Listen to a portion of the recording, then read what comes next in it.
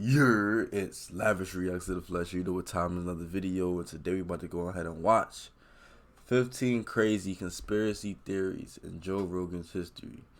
I'm not gonna lie, bro, he be having some good conspiracies, so we're gonna go check this out. These are 15 of the craziest conspiracy theories ever shared on the Joe Rogan Experience podcast, beginning with episode 1954, where Joe Rogan shares his theory on the afterlife. The theory that many people have is that death opens up a chemical gateway in the mind.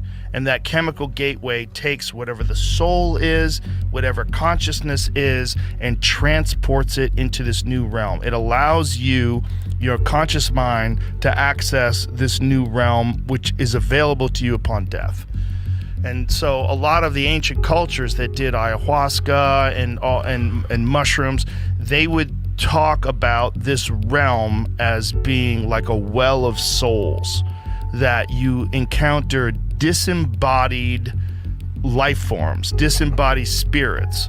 And this has been, it's been a staple of so many religions. There's so many religions that talk about the afterlife. I mean, I get that you would want to come up with something like that just because you wanted to have some sort of a reason to keep going with a rational mind when you're dealing with this existential angst of a temporary existence and one day you're just going to be worm food. What's the point of it all? Why don't I end it now? Yeah. It's too much. Life is to live is to suffer. No, there's something waiting for you when it's over. On episode 1117, Joe Rogan is absolutely shocked by this crazy Hitler theory. Because a lot of people are like, finding Hitler, get the fuck out of here. They found Hitler, he died. Yeah, I mean, not really. We don't know. Right. I mean, this isn't like Ancient Aliens. This is they declassified a bunch of documents. Both the Israelis, the British, and the Germans and Americans in the past 20 years have been consistently declassifying documents, and there were a bunch of specifically FBI documents. Bro, hold on, bro. Why this dude never got hurt, bro? Like, Joe Rogan been doing mad conspiracies. He be having mad people go on his podcast, and it's like everything is still cool, bro. Like, there's no issues, bro. Like, what's, you know what I'm saying? Like, why is nothing like? Isn't this like confidential? Even though these conspiracy theories could probably be actual secrets, you know what I'm saying? And like, they're allowing him to do this, and like no really repercussions for it. This is actually interesting, bro. Like, for real. That we were spending millions and millions of dollars actively searching for Hitler after the war, as was like millions of dollars. Like Hoover was like, no, send more FBI agents to South America, to North Africa, go to the Canary Islands, go to Spain, trying to find out where this guy went. The Russians got the body and they got his skull. And when they brought it back to Moscow, nobody has ever been able to independently verify who and what this body is. They let one genetic test occur, and the body with the bullet holes that they said was Hitler, and have said, and that's the narrative, that's the story, that's all the eyewitness accounts that are even in the vicinity of collaborating with each other, and corroborating each other's testimony. Like, the closest version, because none of it seems to be very accurate, is that, okay, here's Hitler's skull, and when they did the genetic testing, it's that of a 35-year-old woman. So they're like, oh, well, this isn't Hitler. So what you had in South America, both Chile and Argentina back-to-back had fascist regimes. You had Perón, who was part of the Nazi. I'm not gonna lie, bro. Like, one thing I can say is, like, history is interesting as hell, bro, because you really don't understand, like, a lot of this stuff, bro. Like, you have to really do real life research. You gotta really explore. Like, that's one thing I like about history. If you really want to figure out something, bro, you really gotta explore, bro. Like, you have to go to other countries, other states. You gotta go discover shit, like, in the ground. So, you know what I'm saying? Like, that right there, bro, is extremely fun, bro. Like, to figure out and classify, you know, undocumented acts, you know what I'm saying, that happened a long time ago. You know what I'm saying? Like, that's really amazing, bro. But that's why I like Joe Rogan, because, like, I don't think no other podcast is kind of doing that, for being honest with you. Nazi Party starting all the way back into the mid-30s. He's the president of Argentina. So The Red Cross, there was about 3 different rat lines that guys were able to successfully get out of Europe into South America. And there's no question that we're talking thousands, if not tens of thousands of high-ranking Nazis made it there. Tens of thousands. Tens of thousands. And I'm not talking like little soldiers. I'm talking high-ranking Nazis. But what you got in South America were isolated German-only communities. You could go into Bariloche, Argentina, and I'd be like, "Buenos dias, amigos," and they're like, "Guten Morgen." I'm like, "Oh, yeah, I meant good morning. Yeah, sorry, it's 2017, right? I thought we spoke Spanish here." So in 2017, you were there, and they were speaking German. Yeah. Whoa. Yeah. Oh my God, bro. Bro, what place you said again, bro?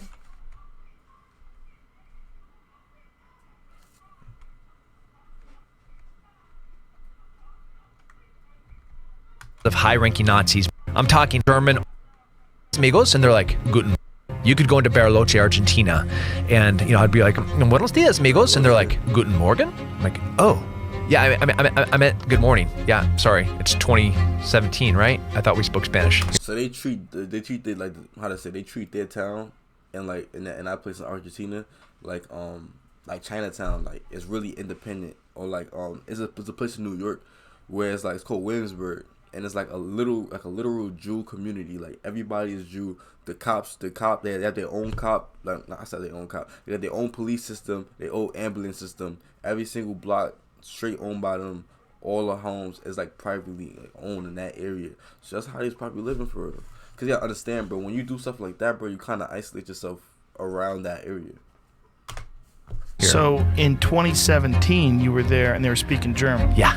Whoa. Yeah. Well, I don't look I might look more European than I do. So it's just them seeing me walking down the street and be like, wow. Yeah.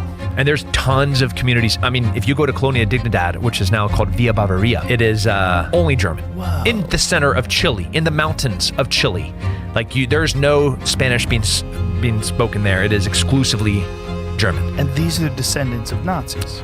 Powerful Nazis. Holy shit. Are there any legitimate eyewitness accounts of Hitler in South America? Absolutely, potentially.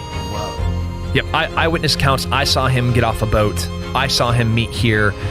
And if it was just some person saying it, it's almost meaningless. Right. But if you look at the context of who this person is, the wealth that they have that they shouldn't have, like, can you explain how you got so rich in 2 generations?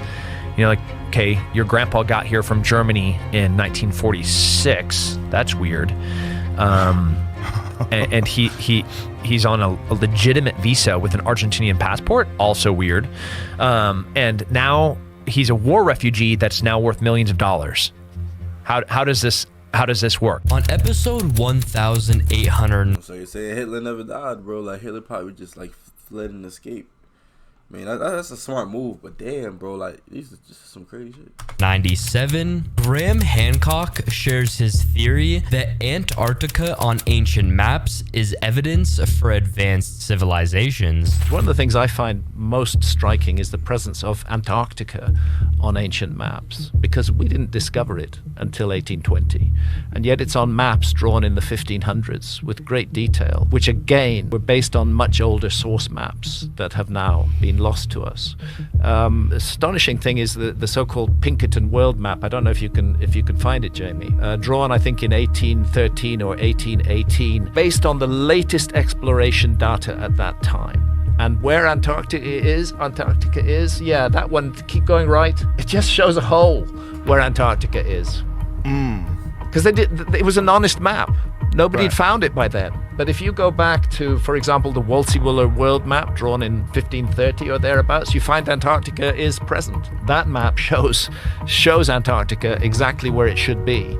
And it shows it, there we go, Antarctica, at the tip of South America, just south of South Africa. And what did they call it back then? Well, they call it the Southern Land. And it's larger than it is today, but it was larger than it is today during the Ice Age. Antarctica was a much bigger. Now, what the fuck is it doing on a map drawn in the 1500s, which we know was based on older source maps when nobody knew it existed in the 1500s?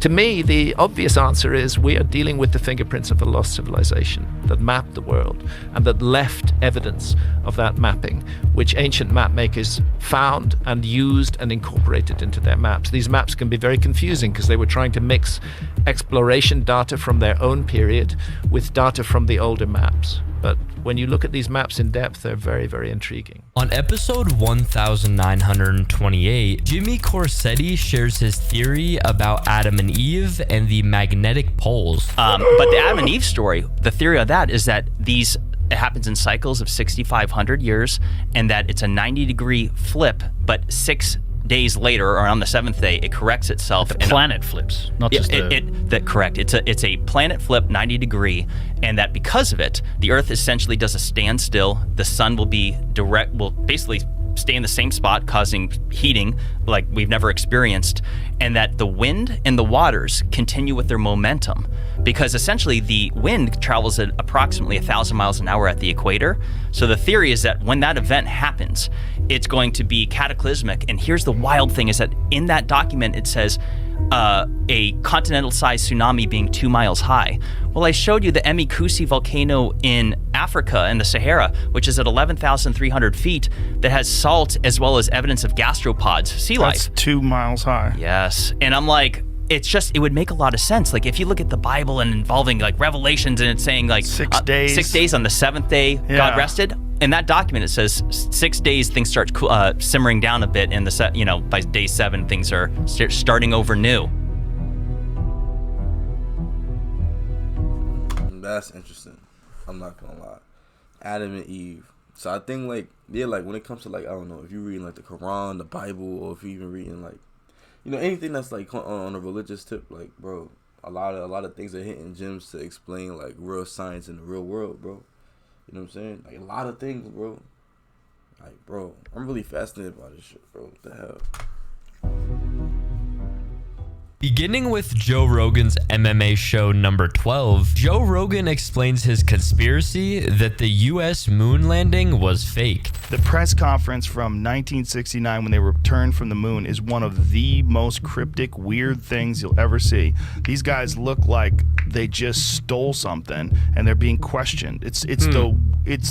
I've never seen a video where people look like they're more full of shit than that video of the press conference from 1969. It's weird, man. It's weird. They're like fidgety and looking nervous, like they're getting away so with something. So they didn't do it then? They might have done it. They might have been forced to say some things that they didn't want to say, and that could be part of it. Absolutely. They could have done it. But there's a lot of weirdness with the moon landing. Mm-hmm. It's if you wanted to have like a conspiracy to wrap your head around that's exciting, it's one of the best ones.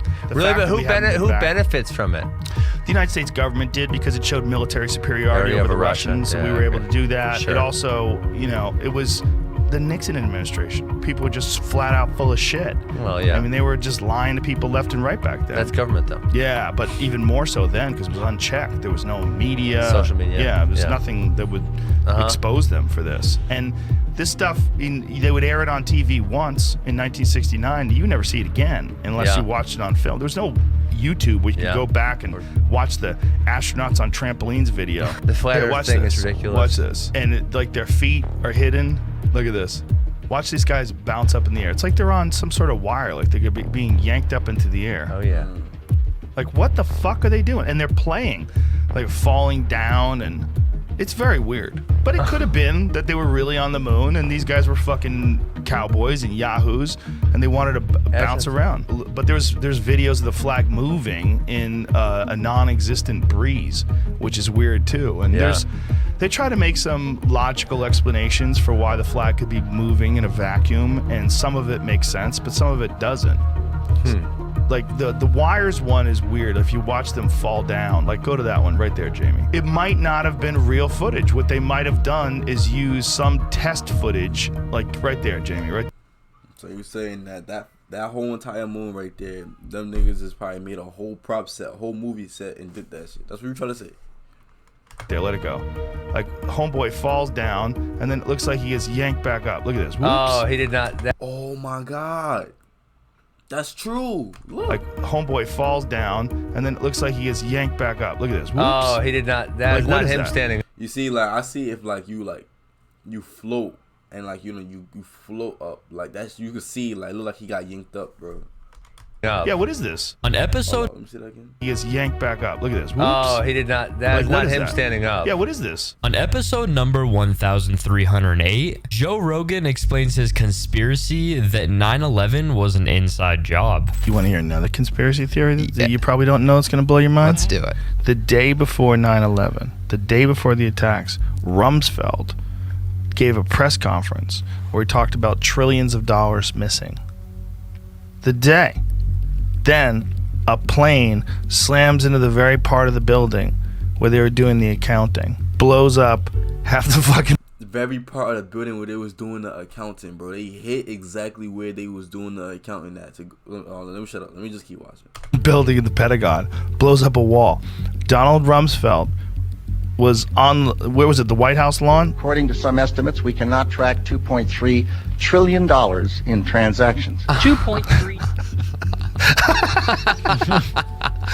Okay, now, again, somebody told you that literally, like, right before 9/11 happened, they said they couldn't track $2.3 trillion. No, that didn't happen. That did not happen, but it did happen. What the fuck? Yeah, so think about what Kennedy said. Think about what you saw when you saw that Vice movie where Dick Cheney, who was the CEO of Halliburton, becomes a vice president and gets billions of dollars in no-bid contracts. Now think about what we just saw with Donald Rumsfeld and gets billions of dollars in no-bid contracts. Now think about what we just saw with Donald Rumsfeld saying they couldn't find $2.3 trillion. I don't know where it went. I don't know. $1 trillion, nigga. That's back. That's 2001, bro. Trillion. Come on, bro. That's back in 2001. Niggas didn't even have like even to be rich, bro. You probably had to have like one or two, probably like 10 billion at that time, bro. That's 2001, bro. And on top of that, bro, 9/11. Think about it, bro. 911. When you call 911, 9/11. You get it? Like this shit is like really some serious shit. But I think what we're trying to say is that instead of them saying like yo like Arabs came to like be terrorists, bro, they was the people that was trying to go and embezzle the money and keep it for themselves. And the best way to go and keep it and hide the secret is by blowing up where the accountants be at, so that their money could be, so that nobody, so they won't leave a trace. You know what I'm saying? Their money is to them. Nobody knows where's the documents, who stole it, because everything is blown up, bro. That is a sign of greed and power, bro. You gotta be humble sometimes, man. I don't know. It seems like we should have had it. So like we'll keep looking. Oh no, the spot where we looked just blew up. Oh my god. You just stated my point, bro. Exactly, bro. It's crazy. So Bespoke Post, they just send you a cool box every month. Whoa. The value of every box. What the Find out hell? if that's true. If it was the accounting office, because this is what I love to say it because it sounds. And exactly too. How you know exactly what how you exactly hit the accounting office, bro? How can I don't know like the Arabs or whatever like go and literally just like crash? If they was to do that, they might as well just blow up the whole shit. Put mass like I can't be saying this shit like I'm giving ideas, but the whole shit is, bro, is that when you doing that, like you gotta be specific. Like if you're gonna do it, you're just gonna crash to this, you're gonna break it, fuck it. But nah, they like nah, bro. Crash specifically here, so it's no type of evidence at all, bro. Because that's what they do, bro. They burn down shit, so no evidence could be in place, bro. So that means nobody knows, and you can go about your day. It's crazy. I did not know that. I'm learning with you right now, bro. I'm learning with you. Sounds good, but let's make sure it's true that part blew up. But either way, that he did say that, and then they did get hit by a plane a couple of days later. It's unbelievable. And then true that part blew up. But either way, that he did say that, and then they did get hit by a plane a couple of days later. It's unbelievable. It's so crazy. And no one talks about that $1 trillion. On episode 1000. $1 trillion, bro. That's a lot of fucking money, bro. 314, Joe Rogan shares his infinite universe theory. And then there's hundreds of billions of galaxies. So Right. the idea that we're the only one.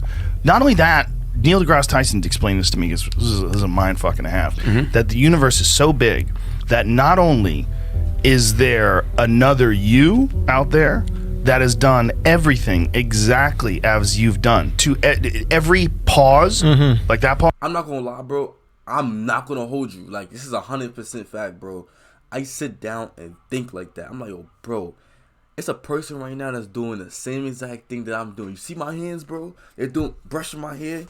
They're doing the same exact thing as I'm doing, bro. You know what I'm saying? And he could potentially look like me, bro. I really be having thoughts like that, bro. Pause. Every pause, down to the second. Yeah. An infinite number of times. You're talking about, is it called the infinite, in an infinite universes, there's this exact conversation happening with people look exactly like that, because infinity implies that there could be a million. Infinite variations. There's one where you get up right now and you have to take a piss. Right, and you run out of the room. Or Charlemagne's there, you're here, I'm there. There's one where you get up and you're mad that we don't believe you that you saw Bigfoot or something. You know, that kind of shit. Yeah. Hey, that's true. You don't gotta look exact. They don't gotta look exactly like me. But think about it, bro. If I'm reacting to a video right now, somebody's reacting to a video at the same time, probably reacting to this video specifically. You know what I'm saying? Moving the same ways, having the same movements. Somebody's literally having the same movements as me right now. They have the same movements as you right now. You know what I'm saying? And then you could it's people that probably look just exactly like you, bro, from a whole different, across the whole entire country, bro. You know what I'm saying? Because this world is extremely big, bro. You know how many galaxies it is, bro? It's facts. The idea that when you think of infinity, right, we think about it as being really big. It's not. It's impossible to put in your head. Yeah. The infinite universes, like the size of the universe, 14 billion light years apart, infinite numbers of those. Not only that, they think that inside every galaxy is a supermassive black hole, and inside that black hole may be another universe with hundreds of billions of galaxies, with hundreds of billions of black holes. Inside each one of those, hundreds of billions of galaxies, hundreds of billions of black holes, that it's fractal, and that it's impossible for you to even conceive. On episode number 1852, guest Sam Tripoli shares his theory that Ben Franklin was doing experiments on human bodies. Dude, you ever hear about what Ben Franklin was? Okay, that's a different story, but what did he do? You never heard that, like, what he was found in, they found in his house? No. Like, tons of bodies, bro. What? Ben Franklin, they found tons of bodies in his... Ben Franklin was a serial killer? No, he was, like, doing some weird shit, dude. Bodies. Like experimenting with bodies? Yeah. Is this real? Everything I say. Was Ben Franklin's basement filled with skeletons? Repairs on Franklin's old London house turned up 1,200 pieces of bone from at least 15 people. Holy shit. For nearly 2 decades. By the way, this is from the Smithsonian. This is not some wacky conspiracy This ain't SamTripoli.com. Yeah. For nearly 2 decades leading up to the signing of the Declaration of Independence, Benjamin Franklin lived in London in a house on 36 Craven Street. In 1776, Franklin left his English home to come back to America. More than 200 years later, 15 bodies were found in the basement, buried in a secret windowless room beneath the garden. In 1998, conservationists were doing repairs on 36 Craven, looking to turn Franklin's old haunt into a museum. From a 1 meter wide, 1 meter deep pit, over 1,200 pieces of bone were retrieved. Remnants of more than a dozen bodies, said Benjamin Franklin's house. 6 were children. Forensic investigation. Nah, children is wild, bro. I ain't gonna lie to you. That's OD, bro. You bugging at that point, bro. Showed that the bones dated to Franklin's day. Holy shit. Investigation showed that the bones dated to Franklin's day. Holy shit. The most plausible explanation is not mass murder, but an anatomy school run by Benjamin's young friend and protege, William Hewson. Oh, just an anatomy school. Yeah, and we're just going to bury them downstairs. Note to add in another article about this. Oh boy. It's just Franklin's history as a Mason was one of the historian's initial points of inquiry. Though shrouded in secrecy, Masonic rituals have dark, known undercurrents which have at times gone horribly wrong. For example, in a 2004 initiation ceremony, a new member was accidentally shot by a member who meant to fire an empty gun but instead fired a loaded one. So they fake shot at each other? Yeah. But when historians dug deeper into what was going on in the Franklin home during the years the bones dated back to, they discovered the real culprit behind the bones is one of William. Who's the medical student? Yeah, they're basically saying the same thing. Culprit behind the bones is one of William. Who's the medical student? Yeah, they're basically saying the same thing. Crazy, right? Yeah. Joe Rogan's There's too much shit going on, bro. I ain't gonna lie. theory on time travel. You know, that was the theory that Terrence McKenna had to the thing that's going to change the universe, is that one day someone's going to invent a time machine, and that when they invent a time machine, all time ceases to become linear. So you think if you have a time machine, well, I'll just go back to the time where they were making the pyramids and I'll watch them do it. That's not what it works like. What he was saying, you can't travel where there are no roads. So once a road gets built, then you can travel. So once a time machine gets invented, then anyone from the invention of the time machine forward to forever can come back to that moment and can go to any point in time from that moment to the end of time. So you get it. So you can't just hop in a time machine and think that you can go and see dinosaurs. That's not how it's going to happen. It's like if you make a time machine right now, right? From now on to forever, bro, anybody can come back to this time. That's dope. But he's telling the truth. Like, this is probably real time travel. This is what time travel really means, bro. So all time ceases to be linear. So there's no like tomorrow will be Wednesday and the next day will be Thursday. No. It's everything happens everywhere all at once. So people can travel back and forth through time. You can never own anything because someone could just travel through time and take it away from you when you weren't looking. Like as time travel gets more and more sophisticated, you can go back and forth in time while you're talking to people. You know, if you don't like what you said, you could rewind and start all over again. If you're in an argument with your wife, you can go to the library and get information and come back and go, actually, you know, Herodotus once said, and then bam, your wife thinks you're the smartest guy in the world. Yo, bro. And it's crazy, bro, because I see this in movies, bro. They have movies like that on Netflix. That's what I'm saying. Sometimes movies really do have real stories behind it and like real meaning to it, bro. Cause I seen the movie with Marlon Wayans like that. It was another movie like that. It was on Netflix, but yo, bro, these are real things that happen because, you know, something go wrong, they restart the time again and do the same thing over again and make sure that it goes right for them. It's crazy. Like this, but there would be no normal life anymore. It would the world itself would be completely unrecognizable because time would mean nothing. You'd be able to travel back and forth through time. On Joe Rogan Experience number 1928, YouTuber and investigator Jimmy Corsetti shares his theory about the lost city of Atlantis. There's a location in the Western Sahara Desert of Mauritania called the Rishat Structure. It's also commonly referred to as the Eye of the Sahara. It is a site that most people have never seen or heard of before, which is truly peculiar because it's so spectacular. It's a site that astronauts typically use to reference from space. It is a geological feature that is said to be volcanic in nature.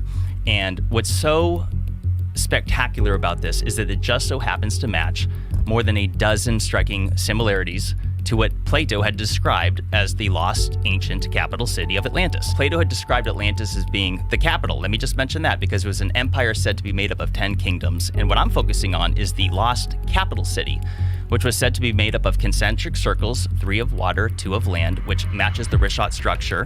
It also was said to have an opening to the sea at the south, and if you look at it from satellite imagery, you can clearly see that water had ran through it. And furthermore, it was said to have mountains to the north, and you just so happen to have mountains called the Atlas mountain chain, which Atlas was said to be the very first king of Atlantis. And what's interesting is that the very first known king of Mauritania, which is where the Rishat structure is located, is also... their very first known king was also named Atlas. And though I'm not saying that that's the same individual, but what we do today is we pass down names, right? Like people like, oh, my dad's name's John, and so is my son. And so it's another striking similarity, but it goes further than that. Like there's geological similarities, such as the fact that Atlantis was said to be made up of red, black, and white color stone, which is another similarity you see at the Rishat structure. It was said to have an abundance of gold and that the outer walls were lined with it. And it turns out that Mauritania is loaded with gold, and not only that, the richest person ever known to exist in all of mankind is Mansa Musa of the Mali Empire, which consisted partly of modern-day Mauritania. And he was so rich from gold that he would be richer than Elon Musk and like Bezos combined almost. Like many unfathomable amount of billions of dollars. So that's another similarity. What year was this? On Joe Rogan Experience number 1266, war reporter Ben Anderson talks about a conspiracy theory around white helmets. Right now, there are parallel universes right now that exist on things that you would have thought everyone can accept as a basic fact. Like what? You know, Syria. Yeah. You know, the white helmets. There are some fairly serious people saying the white helmets are, you know, some kind of media front for Al Qaeda or Al Nusra. Would you explain the white helmets for people? So when there's a bombing and a building collapses, they go in and drag people out and get them medical attention as quick as possible. And people think that they're somehow or another involved in it. They're a front. Yeah, and the footage is faked in order to drum up sympathy for the rebel-held areas. I mean, I've heard, you know, serious people say that. Serious people. Yeah, not loons on Facebook. I've heard, you know, like journalists or yeah. You wouldn't be able to really get, like, I know people that have gone to Venezuela and they come back and they go, I don't know what the fuck is going on over there. I don't know who to believe. I don't understand it. Venezuela is a very strange one, and I get messages all the time, and you know, I've had Abby Martin who goes over there and she has one take on it, and I have other people that I talk to that have a different take on it, and I do not know. I don't know who to believe, and I think you'd have to go over there and you'd have to spend a lot of time to try to figure this out, and it would have to be the entire focus of your life to really try to parse it out. On Joe Rogan Experience number 1339, Joe Rogan and Everlast go deep into parallel universe theories. What about this? What if every time you went to sleep and you woke up, you passed into a nearby and very similar universe, but not quite the same?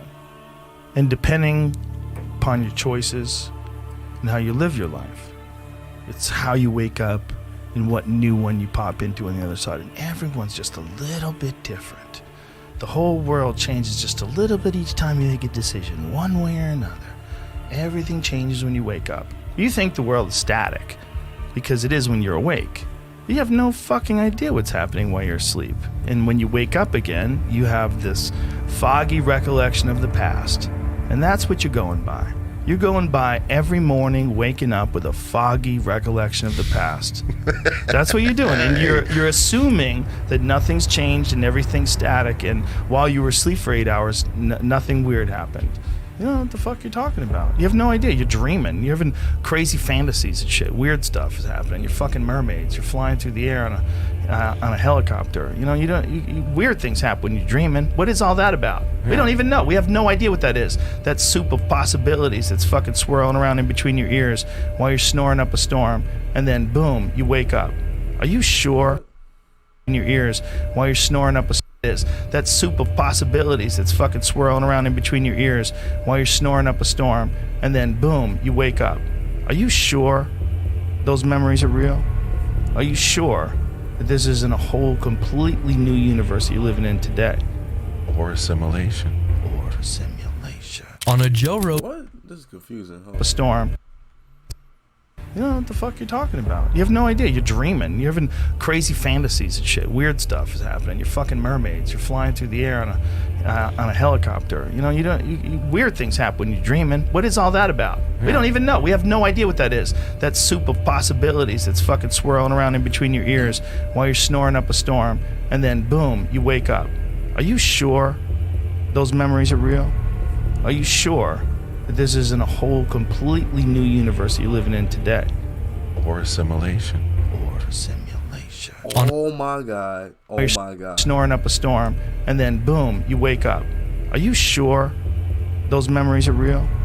Are you sure that this isn't a whole completely new universe you're living in today? Or simulation. Or simulation. So I'm assuming, like, when you dream, like, those dreams are really real, like, memories for real. Or, like, if not, like, yeah, it's like a real memory. But once you wake up, it's like you're waking up into simulation. Like, you're waking up into a whole different world. You know what I'm saying? Like a parallel universe. Like, you're waking up to a whole different world. But when you sleep, those memories you have is, like, real. They're crazy. Or, like, the memories you have is, like, from another universe. Like, the dreams that you have is from another universe, and then when you wake up, you're in a whole different simulation. sometimes dreams come true, and sometimes dreams don't come true. Like, you know what I'm saying? On a Joe Rogan podcast from Because it's from a different universe.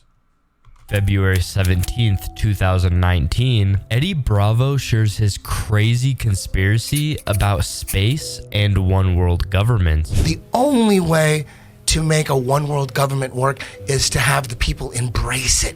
They have to want it because nobody wants it. So the trick is to make people want it, to embrace it. There's only one way. The only way. And they've known this forever. The Vatican knew this. The Vatican, the Pope wanted to rule the world. They all knew it, but they couldn't do it.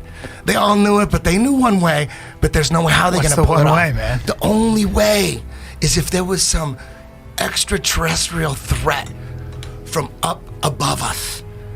That would be the only way to have everyone embrace the one world government.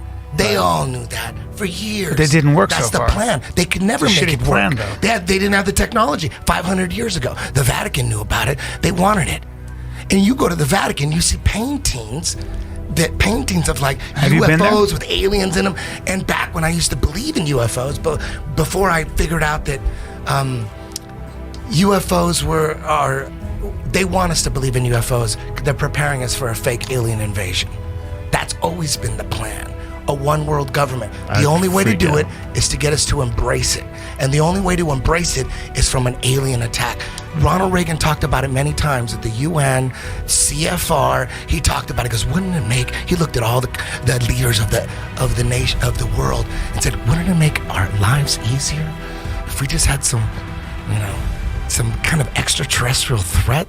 On Joe Rogan Experience number 1284, Graham Hancock shares his theory about ancient civilizations. Hold on, I'm trying to see. So they're trying to make an alien invasion so that everybody could be one government. I mean, it makes sense in my opinion. Why not? Let's have one government. I feel like there's so many governments and everything. Like that's where war happens. That's where all the complications happen. Might as well just make one government. So they're trying to say, all right, if we get the UFOs and make an alien attack, it'll work. These niggas be planning, bro, because I'm guarantee you they was planning this shit in the 90s, bro, and they still working on it. Above the King's Chamber in the Great Pyramid are 5 further chambers. And these chambers are roofed and floored with granite beams that weigh about 70 tons each. And there are hundreds of them. And these 70-ton granite beams, which to put in context, a 70-ton beam is equivalent in weight to 35 large SUVs. These 70-ton granite beams have been elevated to a height of more than 350 feet above the ground and carefully and precisely placed in position. It is very hard for archaeologists to explain how that was done using purely leverage and mechanical advantage. You can say, oh, perhaps they built a ramp and hauled the stones up the ramp. But then you have to confront basic laws of physics. You can't haul a stone weighing tens of tons up a slope that exceeds 10 degrees. Then you start doing the calculation. How long a ramp do I need with a 10-degree slope to get to 350 feet above the ground? And the answer is you need a fucking long ramp, which should still be there, because it couldn't have been a sand ramp. It would have collapsed under the weight of those stones. It had to be as massive as the pyramid itself. So this begins to seem like an absurd idea, the idea that is foisted on us by archaeology. Maybe the idea that they regard as absurd, namely that psychic powers were cultivated by ancient civilizations, that they could use powers of the human mind that we have allowed to lapse. Maybe that idea deserves further consideration. That right there. Extremely interesting. I think I learned a lot. I feel like I got some new information. That's one thing I like about history. Always trying to discover and find new things for. But if you like this video, click that like button, that subscribe button. Lavish Tribunal of the Vibes, and we's out.